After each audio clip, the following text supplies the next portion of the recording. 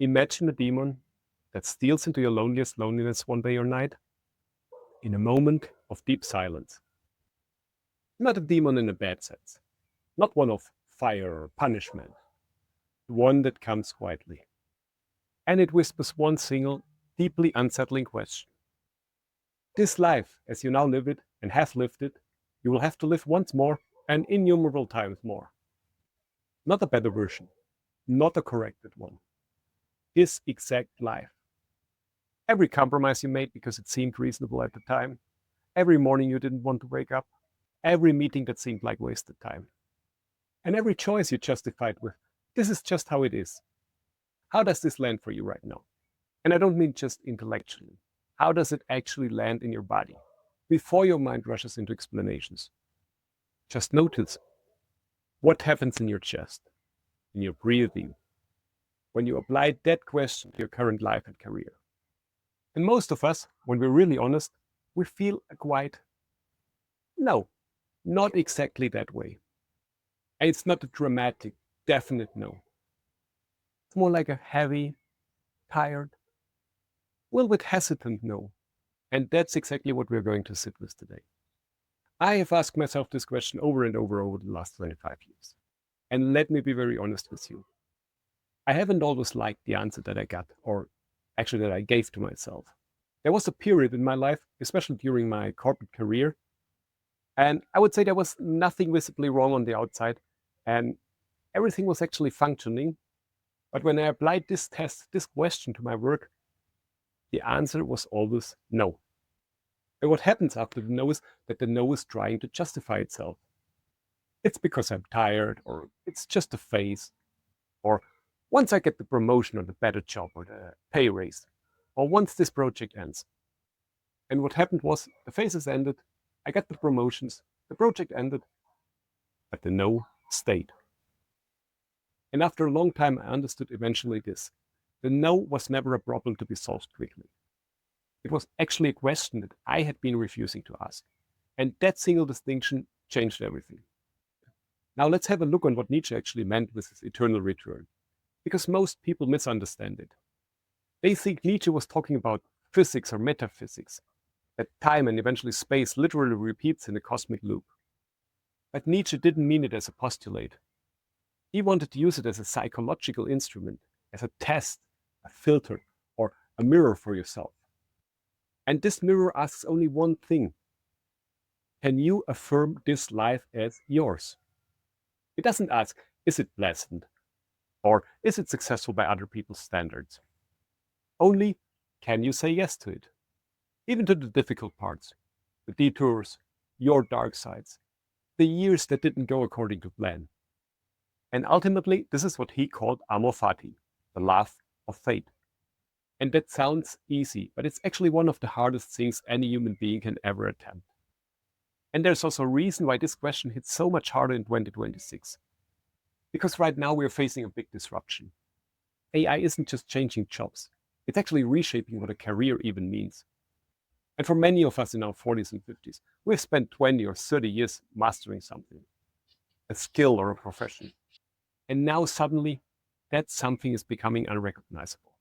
I mean, the eternal return test was always a question worth asking. But right now, the cost of avoiding it has simply become too high. The other thing, I would say you also need a certain maturity for this question. At 25, this question is almost impossible to answer. You haven't lived enough. At 45, you know the pattern. 20 years of choices have compounded into a life. And you can feel, not just think, whether this life actually belongs to you, or whether you've been living someone else's version of it. And that feeling is important. It is something essential. It is not a mood, it is data. Probably more useful data than our logical judgment of it. So when I gave back this note to myself, I've watched two paths open. Two possibilities of continuation. The first path is resuppression. I worked with a man a few years ago. Senior role, mid-40s, respected in his field. He felt exactly what his no was pointing at. 3 months later, he took a bigger role at another company. More money, more status, but the same essential structure. He felt better for a few months, then he came back. Heavier, more resigned. And he said something I'll never forget. I think I answered the wrong question. The second path is rarer and more difficult. It means to stay with the no without immediately filling the silence with the next comfortable answer. It means letting the discomfort stay long enough to show you what is truly missing. Now, let's be very clear about something. This no is not a judgment on your worth. It's not proof that you failed or made bad choices. Because most of the decisions that brought you here made sense at that time. The no is information. It is the beginning of the real work. The question it opens is this: what would I need to change in order to one day be able to say yes? Not how can I feel better next quarter, but what should I be building that I could actually affirm for eternity? And then we get into the space of self-overcoming. Last month, I rode 1,400 kilometers across Mexico by bicycle. On the second day, I had a puncture that I couldn't fix and ended up pushing the loaded bike a few hours through the heat up a mountain. In this situation, I asked myself the question, would I do this again? And the answer came immediately and without hesitation. It was a clear yes. Not because it was easy. It was actually very tough. But because it was mine. I had chosen it. It belonged to me. And that is exactly the difference the eternal return reveals between difficulty you're merely enduring and difficulty you've genuinely chosen. And your career deserves the same honest question. Become who you are. By that, Nietzsche didn't mean to discover some perfect self waiting for you. What he meant is that through the deliberate process of confronting what you cannot affirm and choosing differently, by that you create who you are. And for me, for example, the question comes up in many long distance runs. And there, the answer has always been yes. Because the practice, the exercise as a whole, is something I built and I can fully stand behind. That is my standard. It's not perfection. It's not about constant happiness, but about the deep knowing this is mine. I chose it and I would choose it again. Nietzsche did not offer the eternal return as comfort. He offered it as a test.